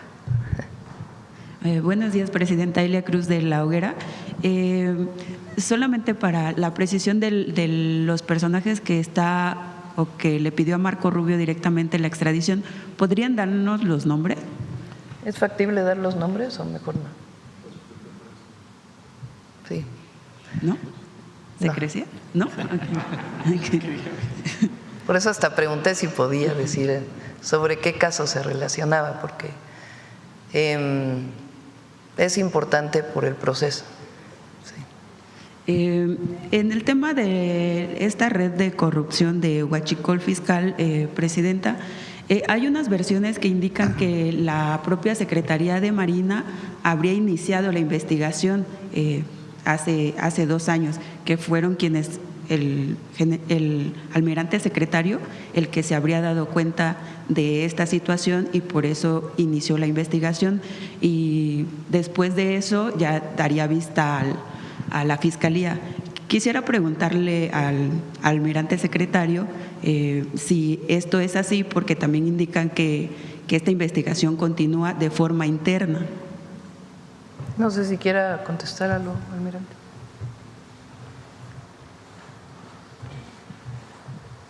Buenos días. A nivel interno, nosotros tenemos muchos controles. Tenemos contrainteligencia, tenemos medidas de control y confianza, tenemos muchas formas de evitar que la corrupción se incruste en la institución. Por ello, el compromiso es cero tolerancia y vamos a continuar. ¿Continúa la investigación bajo su mandato? Sí, continúa. ¿Tenemos algunos datos de que nos pudiera compartir de que si esta investigación, además de los elementos que se anunciaron en la conferencia pasada del domingo, hay otros elementos involucrados? Por el momento no podemos dar información tan detallada, pero estamos colaborando con la Fiscalía General de la República.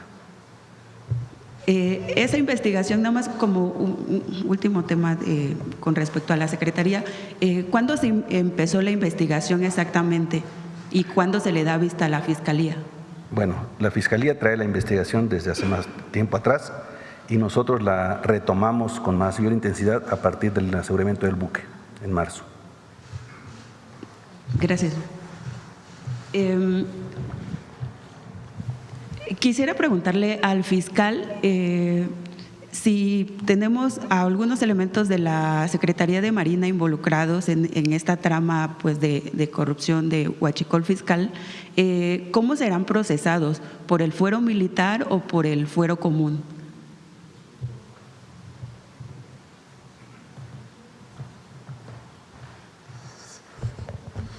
Los procesos son procesos de carácter federal que no están vinculados directamente con la función específica de las Fuerzas Armadas en sus tareas internas. Es por hechos delictivos que están establecidos en el Código Penal Federal y por eso se les está procesando. Es decir, por el fuero común. Por esa claridad. Ok, gracias. Presidenta, ¿su gobierno tiene alguna cifra a cuánto asciende el desfalco de esta red de corrupción, de ese ingreso que no llegó al erario público? Sí hay cálculos, no sé si los tengamos en este momento. La Secretaría de Energía, a partir del aseguramiento de este buque, vio incrementada la venta de combustibles, particularmente de diésel, en el norte de la República.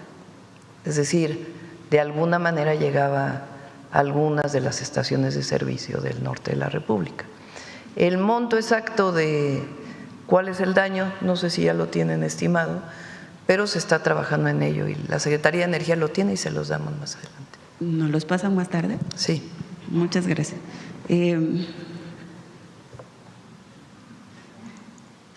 Por otra parte, Presidenta, usted la semana pasada le preguntábamos si tenían más información acerca de lo que había ocurrido con el subsecretario de Bienestar de Guerrero y nos adelantaba que sería cuando viniera el Gabinete de Seguridad que nos darían más detalles. ¿Podrían hacerlo ahora? Omar, ¿quieres comentar algo del homicidio del subsecretario de Bienestar del Estado de Guerrero?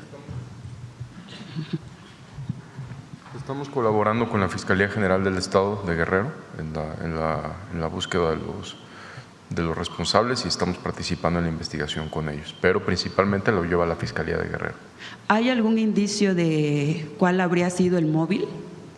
Nosotros no tenemos el móvil todavía y estamos trabajando con la Fiscalía. ¿Ningún grupo criminal asociado a esta? Por la zona, pues el grupo criminal serían los Ardillos, pero eso sería todavía especular hasta que no haya un dato preciso o una prueba que puedan señalar eso. ¿Se tiene conocimiento si tenía amenazas? No tenía amenazas hasta donde tenemos conocimiento y no tenía ninguna vinculación con ningún grupo delictivo hasta donde teníamos conocimiento también. Sin embargo, repito, es una investigación en curso con la Fiscalía del Estado de Guerrero que cuando tengamos más información, como siempre, lo daremos a conocer de manera completa. Muchas gracias.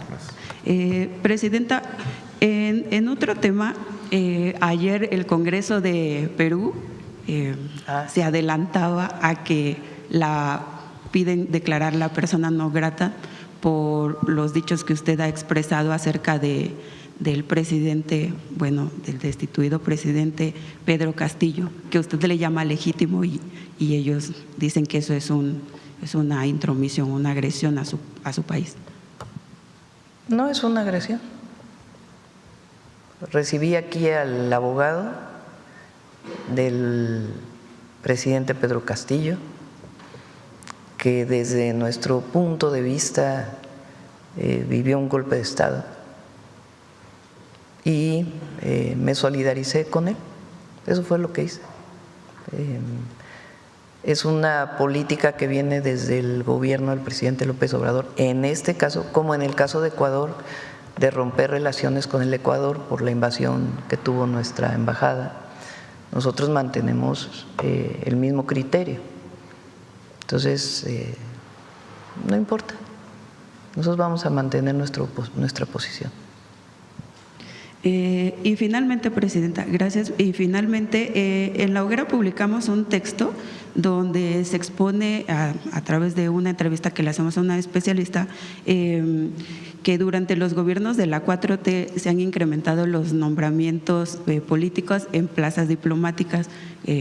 Se sigue la ley, todo está dentro de la ley, de la Constitución, no estamos violando ninguna ley, nada, es en el marco de las normas de la Cancillería y las atribuciones de la Presidenta de la República. Y ahí la gran mayoría de los embajadores vienen de carrera, la gran mayoría, y hay algunos casos en donde estamos nombrando personas que consideramos idóneas para el puesto y que son aprobadas por el país primero y después por el Senado de la República. Esta persona que entrevistamos, este experto, advertía que esto podría significar un riesgo a la defensa de los connacionales en esos países si no son personas que vienen del servicio sí, al exterior. revés. O sea, primero están reconocidos en el marco de la ley de aquí y reconocidos allá. Segundo, hicimos un cambio muy importante en los consulados porque había muchos cónsules que pensaban que su trabajo era la parafernalia de la diplomacia, en un momento en donde nuestros connacionales los necesitaban. Nos reunimos, les pedimos que participaran activamente dentro del marco de la ley y del respeto a la política de Estados Unidos, pero en la defensa de las y los mexicanos allá. Y teníamos quejas y quejas y quejas. Todavía hay algunas, pero ya son menos. Entonces tomé la decisión de que fueran personas con sensibilidad, que fueran capacitadas y que tuvieran la sensibilidad con la gente. Les pedimos un día ciudadano, de tal manera que ellos mismos abrieran las puertas, atendieran de manera personal a las y los paisanos, y muchos pues no quisieron seguir esta orientación. Entonces, en el marco de la ley todo decidimos hacer estas sustituciones, pero no estamos violando ninguna ley y es para beneficio de las paisanas y los paisanos allá que están viviendo momentos difíciles. ¿Usted ha visto entonces un cambio teniendo a estos perfiles políticos? Tenemos indicadores que se revisan cada semana. Había indicadores antes, pero ahora hay una plataforma especial con los indicadores de cuánta gente se recibe. Hay personas de la agencia digital que van a los consulados a hablar con nuestros paisanos y paisanas que tienen acceso a los consulados, a preguntarles cómo los recibieron, si los están atendiendo bien. Y hay indicadores que nos están diciendo permanentemente cómo van mejorando los consulados en Estados Unidos. Gracias, Presidenta. Sí. A ver, ¿quién más? A ver, vamos acá y luego acá, que la compañera. Buenos días, Presidenta. Buenos días al Gabinete de Seguridad. Vicente Serrano, conductor de Sin Censura. Si me permite, dos temas precisamente sobre migración. Hay una deuda histórica con los braceros, Presidenta, y creo que no se ha logrado solucionar esta situación. Baldomero Capiz, que es uno de los líderes históricos, me lo comentaba hace unos días y me preguntaba si existía la posibilidad de una vez por todas ver si se les puede saldar esta deuda a los cada vez menos, porque están desafortunadamente muriendo braceros, Presidenta. Lo revisamos. Me han buscado en varios de los eventos que hemos tenido y se lo encargué a Relaciones Exteriores, a ver si Gobernación nos puede ayudar también, para ver cómo podemos ayudarles. Precisamente hace unos días en Relaciones Exteriores el canciller encabezó una conferencia, pero no se respondieron algunas de las preguntas que le he hecho aquí, Presidenta. ¿Cuántos casos se tienen documentados de abusos de derechos humanos para nuestros paisanos? Sobre todo después de esta redada que vimos en la empresa Hyundai, veíamos que las autoridades encadenaron a los detenidos. ¿Ya le informaron cuántos casos de abuso de derechos humanos existen? Y se lo pregunto porque continúa este clamor de que se haga algo contra el actuar de las autoridades de inmigración encapuchados. Ya veíamos casos también en Chicago y sigue esta tendencia de que son no identificables estos personajes. Presidenta, ¿qué le han informado? Se lo pregunté al canciller, pero creo que no ha quedado El procedimiento contundente. es el siguiente, porque hay que, digamos, seguir las reglas internacionales. Además de todas las notas diplomáticas que podemos hacer y lo que podemos expresar en las reuniones que se tienen, si hay una violación a derechos humanos, la persona que vivió, la víctima, es quien tiene que presentar la denuncia. Se les apoya con los abogados para que sigan el caso en los Estados Unidos en donde se presenta esta denuncia. Ese es el procedimiento que se debe seguir, además de todos los procedimientos diplomáticos que existen desde Cancillería o desde los propios consulados.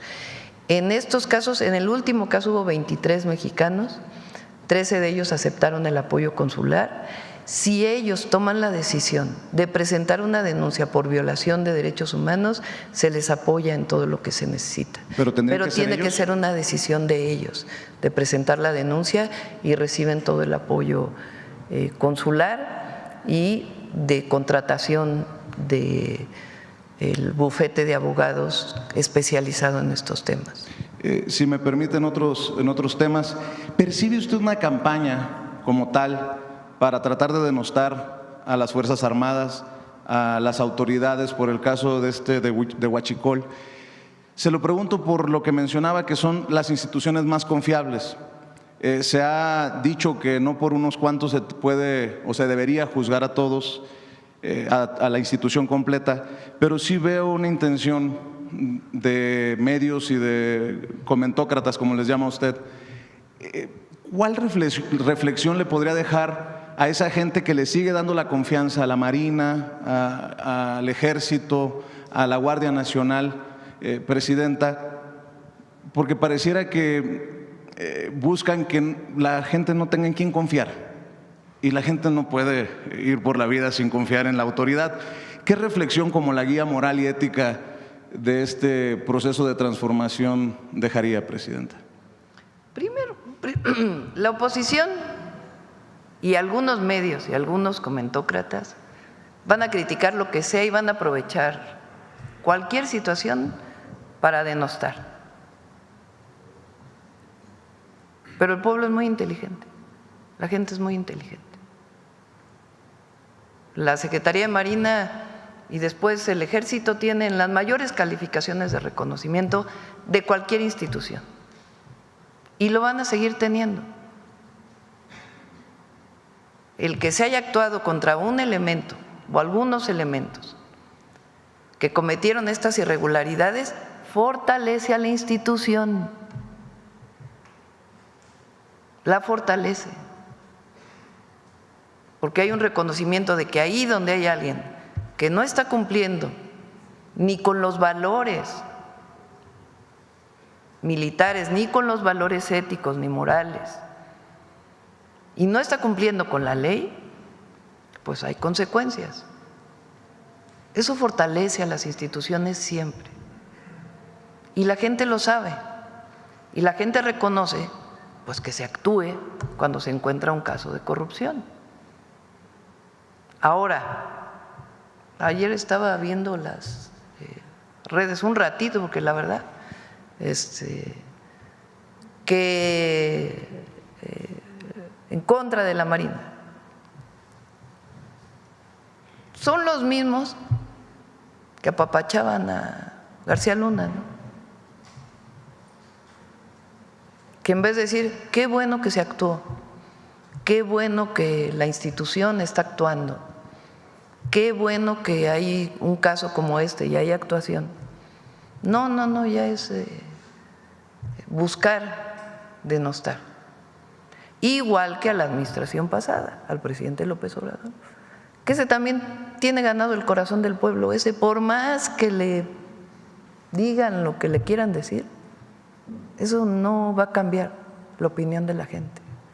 Porque la gente sabe que si hubo programas de bienestar, que si hubo obras públicas estratégicas como el Tren Maya, el Interoceánico, la refinería, el AIFA, pues fue porque se sacó dinero de la corrupción y de los privilegios para ponerlos al servicio del pueblo. Eso no va a cambiar en la imagen del presidente López Obrador, ni de su gobierno, ni de la Marina, ni del Ejército, ni de la Guardia Nacional. Y al revés, nosotros consideramos que ahí donde se encuentra un caso con pruebas, porque también hay todos estos, y el otro, y ¿dónde está la prueba? Entonces, cuando hay pruebas de un caso, se actúa. por parte de la Fiscalía y se coadyuva con la Fiscalía para la información. Fue el caso en este particular lamentable situación, porque es lamentable que ocurra que una persona, servidor público, se corrompa. Hubo apoyo de Marina, apoyo para poder llegar a las últimas consecuencias. Entonces, van a seguir diciendo. E increíblemente, el apoyo popular al movimiento es mayor. Es mayor. Porque la gente es muy lista. No se va con la finta ya de la comentocracia y los conductores que buscan denostar sin argumentos.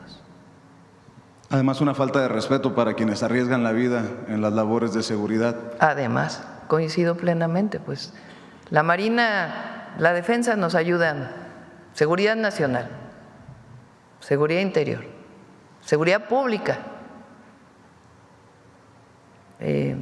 cuidado de la mar, más todas las actividades que tiene como guardia costera, digamos, la Marina. Entonces son instituciones de primera y con elementos de primerísima, preparadísimos, preparadísimos. Es, las grandes instituciones del Estado mexicano. Ahora, si hay un elemento que se corrompe, pues hay que actuar. ¿Para qué? Para defender a la institución. Con su permiso, si me permite, dos cosas para cerrar de mi parte, Presidenta.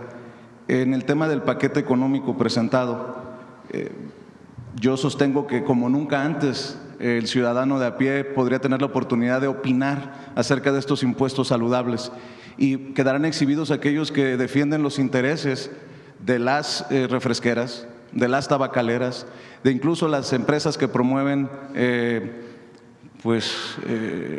las apuestas y que nos han llevado a un problema de ludopatía muy grave en nuestro país también, y lo de los juegos violentos para los niños.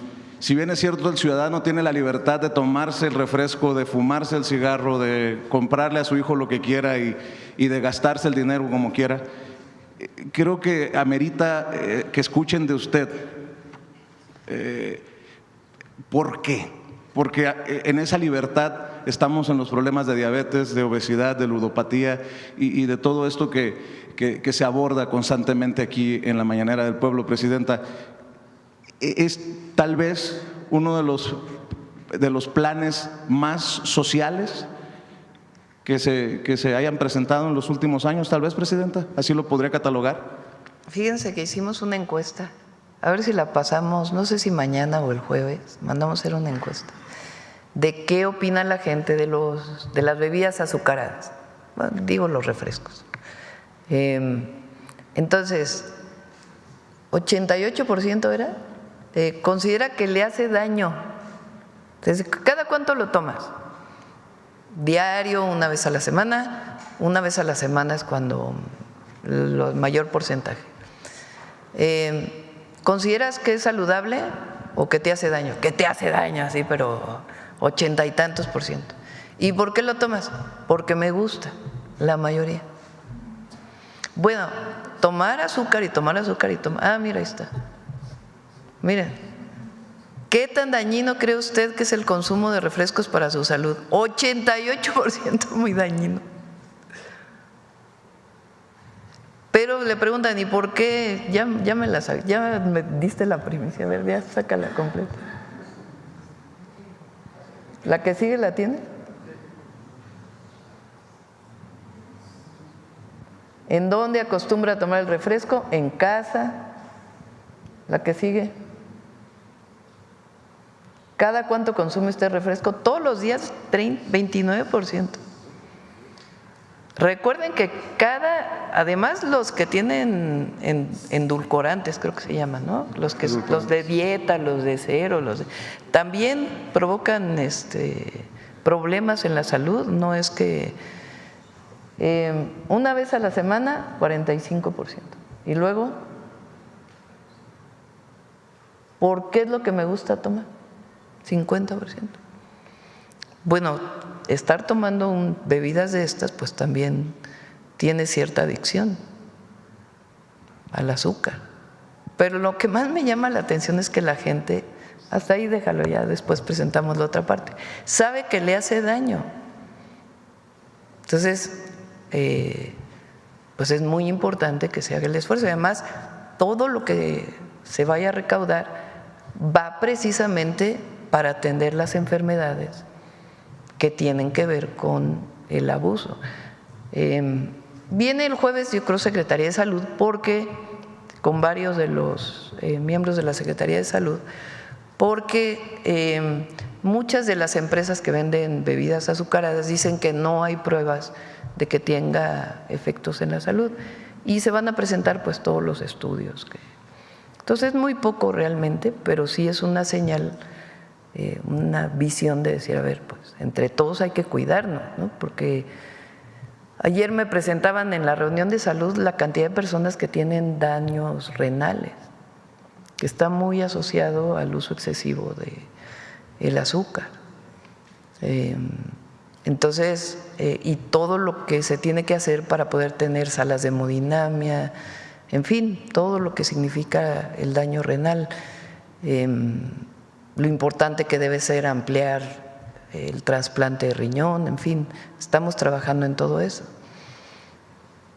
Entonces, bueno, fue principalmente una decisión de Secretaría de Salud. Y si me permite, para el fiscal general de la República, Presidenta, la actualización del caso Israel Vallarta y este recurso que se presentó por su libertad, ¿en qué va, fiscal? Algunos de los que hemos seguido este caso puntualmente hemos considerado, con mucho respeto, fiscal, que hay una falta de voluntad para aceptar que se ha equivocado la autoridad con este recurso. Y yo le preguntaría, si no procede, si no llega a algo este amparo, ¿habrá una disculpa por parte de la Fiscalía a Israel Vallarta? He platicado con él y a pesar de que se han presentado una tras otra versiones, cartas incluso, pues no hay nada que pueda llevar a la revocación o al reverso de esta decisión de la jueza de libertad. ¿Qué nos puede decir al respecto, fiscal? Mire, yo quisiera repetirle lo que ya he expresado con toda claridad. Nosotros tenemos la visión de que la persecución del delito y la defensa de las víctimas es fundamental en cualquier caso de carácter federal. En este asunto, y lo dije con mucha claridad y lo repito, nosotros tenemos la obligación de la defensa de las víctimas. En eso no es materia de un amparo, es materia de un recurso a la primera instancia. En ese recurso, la Fiscalía va a dar a conocer públicamente cuáles son los criterios en defensa de las víctimas. Si esos criterios se van a analizar por un nuevo sistema judicial al que le tenemos confianza, los resultados van a ser públicos y sobre ellos podemos hablar con mucho gusto. No me quiero adelantar porque sería tanto como hacer una defensa antes de que haya la posibilidad de que haya alguien que lo juzgue. Pero nosotros sí tenemos la convicción de que tenemos que hacer la defensa de las víctimas y lo hacemos siempre. Por eso una de las funciones fundamentales del Ministerio Público es ir a recurso en todos los casos, en todos sin excepción, donde las víctimas quedan en estado de indefensión. Hablando de víctimas, se ha confirmado que Israel Vallarta fue torturado. Su torturador, Cárdenas Palomino, recibió solamente 5 años o algo así de sentencia por el delito de tortura o el crimen de tortura. ¿Podría expresarme su opinión todavía con el Poder Judicial anterior, antes de que llegaran esta renovación al Poder Judicial? Parecería que una locura que alguien se pase casi 20 años de prisión esperando ser sentenciado inocente o culpable y que el torturador sea solamente sentenciado a 5 años, fiscal. Usted está hablando de un tema que es fundamental y yo creo que no hay suficiente claridad en ese caso. El Ministerio Público, tanto federal como local, tienen funciones de autoridad en el momento en que integran sus carpetas. A partir del momento que las judicializan, no hay más que una sola autoridad, una, que es la autoridad judicial. Y si la autoridad judicial permitió que un asunto estuviera durante 20 años sin sentencia, A quienes deberíamos de llamar, y por eso lo estamos haciendo en este recurso, es a la autoridad judicial para ver por qué dilató lo que tenía que haberse hecho en 2 años durante 20. Y aparentemente no hay un criterio público en el sentido de exigirle a esa autoridad y a esa juez que explique por qué mantuvieron durante 20 años un Estado en los acusados como el que usted está señalando tienen todo el derecho de haber sido sentenciados en un plazo máximo de 2 años. ¿Por qué no se habla de ese aspecto que es fundamental? Y eso es lo que vamos nosotros a demostrar en este recurso que vamos a presentar. Muchas gracias. Muchas gracias, Presidenta. Sí, estoy.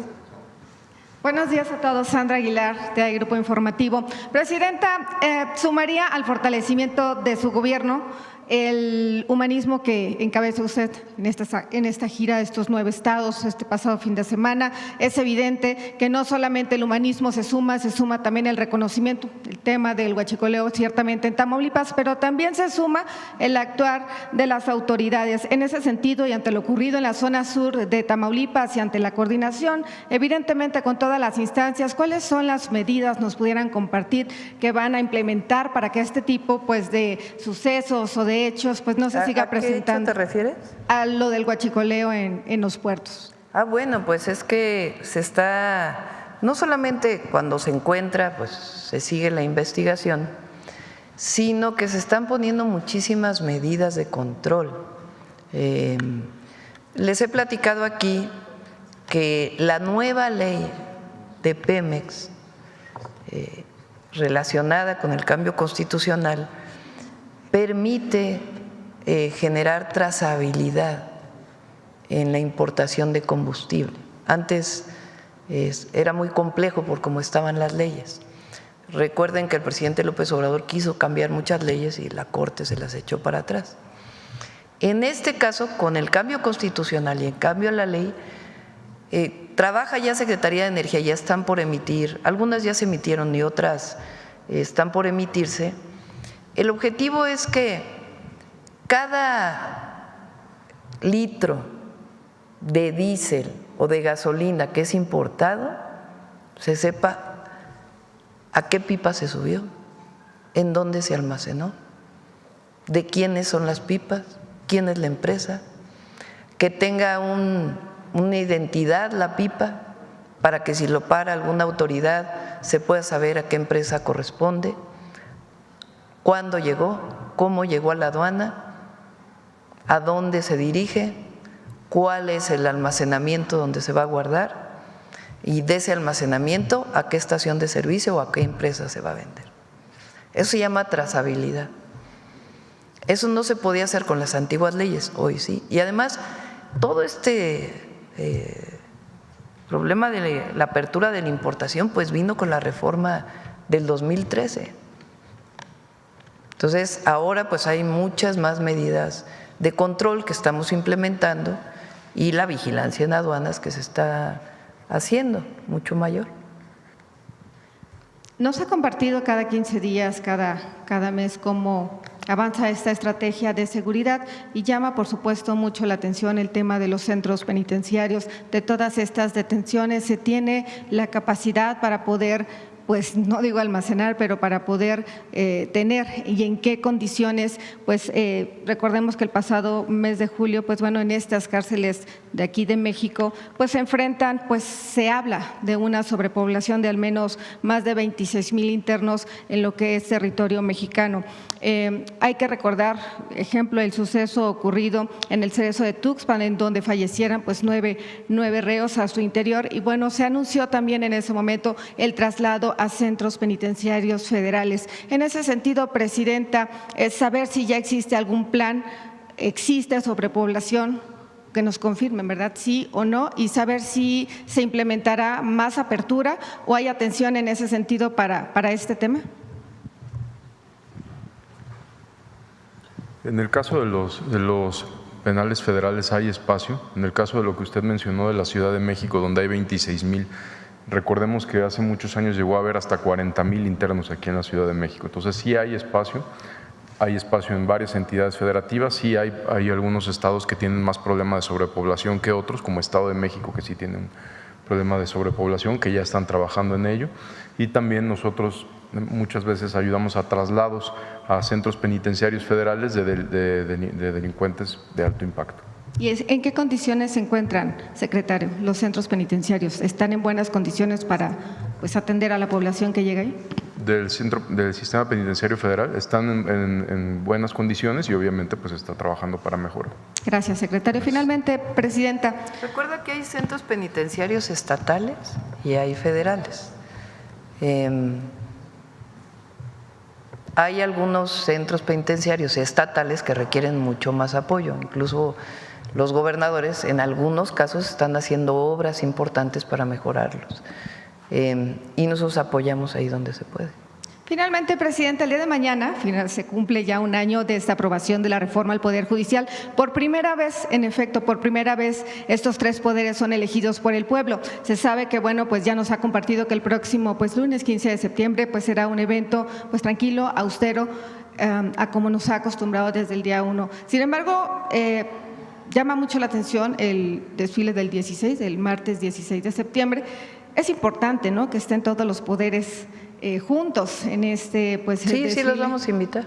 ¿Asistirá, por ejemplo, la presidenta de la mesa directiva de todos, diputados? Sí, evidentemente se invita a todos, ya deciden ellos si quieren venir o no. Y ante el protagonismo. Pero se invita a todos. Y finalmente, ante el protagonismo tal vez de la nueva presidenta de la Cámara de Diputados, ¿habrá algún sesgo o alguna? Pues es un acto republicano, ¿no? Entonces, en el caso del grito, y además es una ceremonia austera, es principalmente el gabinete, y en el caso del 16 de septiembre sí ya hay más espacio, se invita a más personas, y ahí vamos a invitar a todos los poderes, y si quieren asistir, asistirán, y si no, pues no asistirán.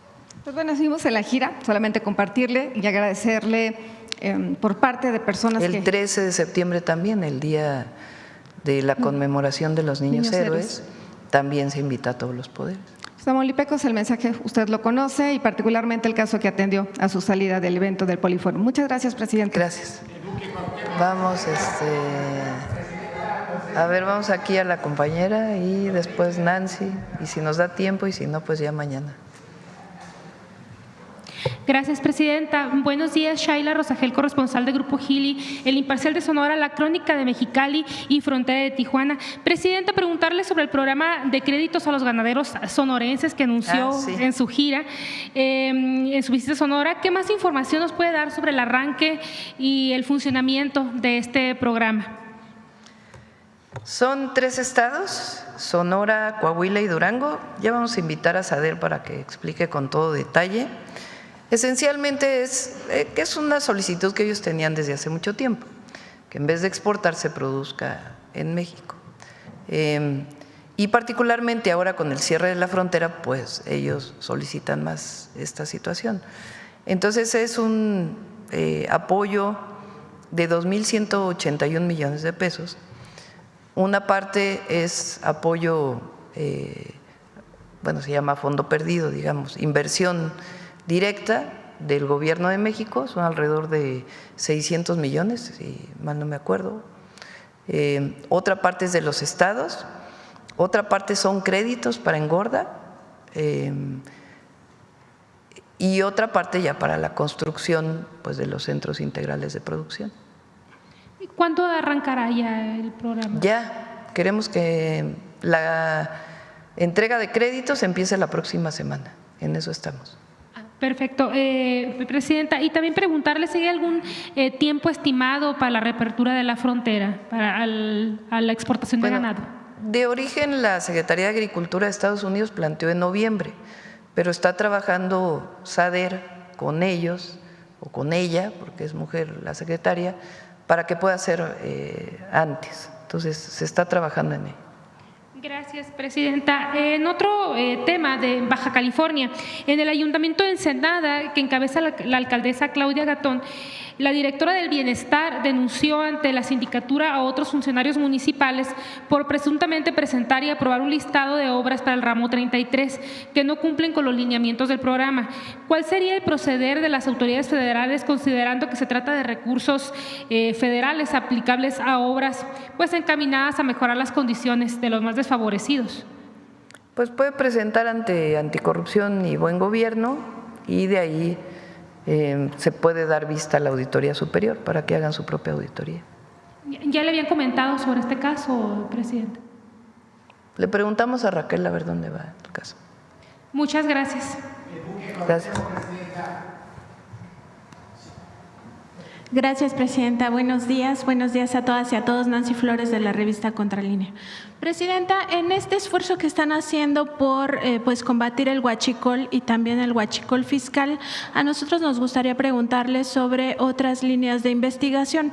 Esto porque a inicios de 2024, Contralínea publicó un oficio interno que envió el entonces secretario de la Defensa, Luis Crescencio Sandoval, al entonces titular del Centro Nacional de Inteligencia, Audomaro Martínez. En este oficio se le daba cuenta de una investigación que estaba llevando la Sedena en torno al Sistema Nacional de Aduanas.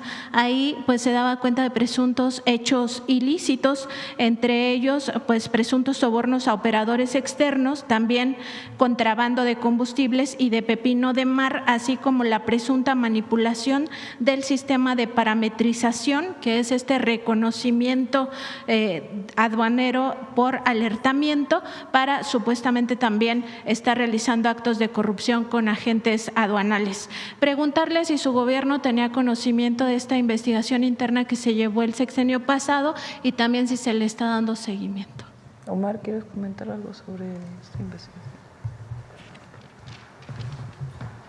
Es que son varias investigaciones, algunas que, como ya lo mencionó el señor fiscal, iniciaron en la administración anterior y otras que, digamos, investigaciones que se conjuntan con las carpetas de investigación. Este caso específico que nosotros trabajamos, a pesar de que ya había investigaciones en curso, se inician nuevas carpetas de investigación a partir de marzo de este buque y es en esta carpeta de investigación que la Fiscalía General de la República obtiene las órdenes de aprehensión. En el caso que usted refiere de investigaciones internas de aduanas, tendríamos que ver cuáles son y saber si son las mismas que se están llevando ahorita, pero si iniciaron en la administración anterior, pues son, por supuesto, carpetas de investigación que se siguen trabajando. ¿Y podrían informarlo? Sí, por supuesto que sí. Si me dice cuáles específicamente, con todo gusto lo informamos. Gracias.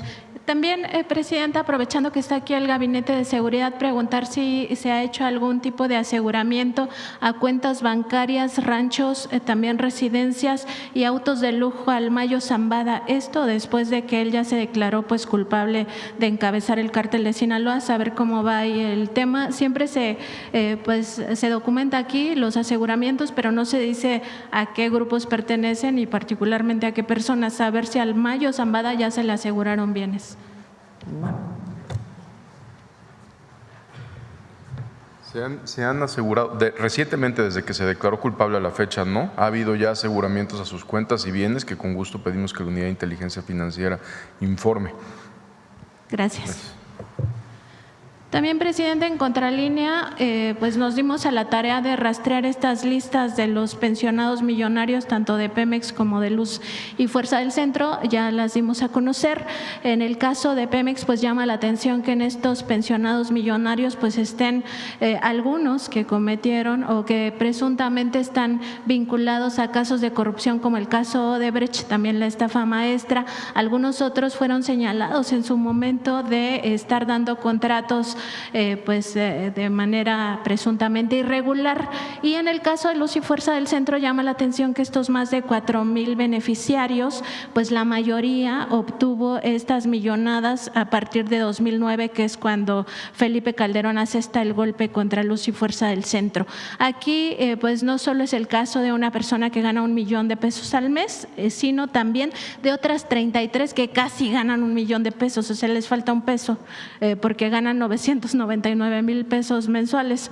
En ese sentido, preguntarle, Presidenta, sobre esta actitud que tuvo Felipe Calderón en su gobierno, pues no solo de asestar este golpe empleando la fuerza pública, es decir, metiendo a las Fuerzas Armadas, en aquel caso la Policía Federal, para extinguir la empresa, la Compañía de Luz y Fuerza del Centro. Lo hizo además en un fin de semana donde hubo un partido de la selección mexicana de fútbol y también al mismo tiempo premió a los trabajadores de confianza con estas pensiones millonarias, mientras a otros 44,000 los dejó prácticamente en la calle. El objetivo de era la privatización, nada más que ya no pudieron avanzar más hasta Peña, que ya entra el proceso de desintegración de Comisión Federal de Electricidad con los cambios a la ley, pero de una manera injusta, autoritaria, hace la liquidación de Luz y Fuerza del Centro y en efecto llama la atención cómo hay funcionarios de confianza que le seguimos pagando 1 millón de pesos al mes de pensión, al mes,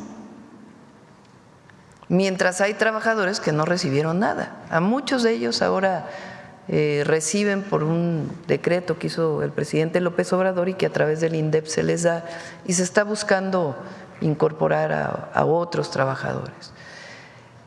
Les puedo adelantar, va a haber una iniciativa de reforma constitucional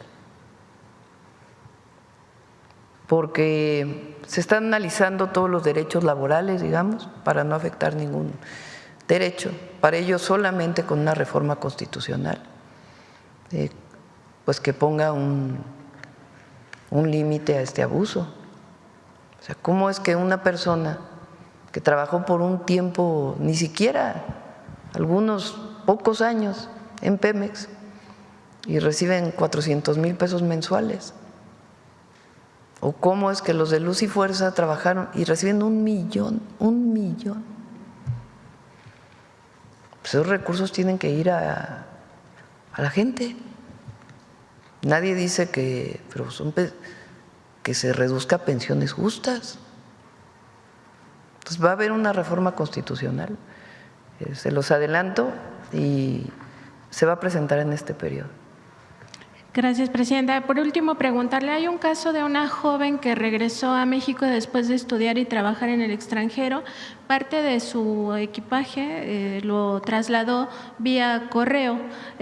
Ahí cuando llegó este traslado a México le indicaron que tenía que pagar un monto por aduanas de 800 pesos, le dieron un plazo, lo pagó en tiempo y forma, pero cuando llegó al Servicio Postal Mexicano pues le indicaron que ya su paquete, que no es un contenedor ni mucho menos, es una caja, que ya lo habían devuelto a Europa, sin embargo no le presentaron ninguna prueba, ella estuvo monitoreando, no ha llegado allá su paquete, ya tiene más de 2 meses este asunto y ya no le contestan del Servicio Postal Mexicano porque para ellos ya dieron por terminado ese punto, nadie le responde nada, no le dieron ninguna prueba de que su paquete se regresó, además de que pues digamos que no se dio cumplimiento al plazo que le habían dado para pagar esto en aduanas.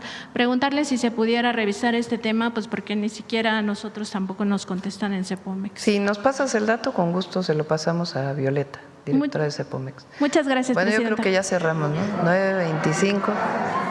Mañana seguimos. Mañana seguimos. Recuerden, mañana. A las 11:30 es la conferencia de prensa de Secretaría de Hacienda. Ahí se van a dar todos los detalles del paquete económico que fue presentado el día de ayer, que está acompañado de otras 2 leyes, o cambios, reformas a otras 2 leyes. Una es la ley de aduanas y la otra a importaciones y exportaciones, que tiene que ver con el Plan México. Buen día a todas y a todos.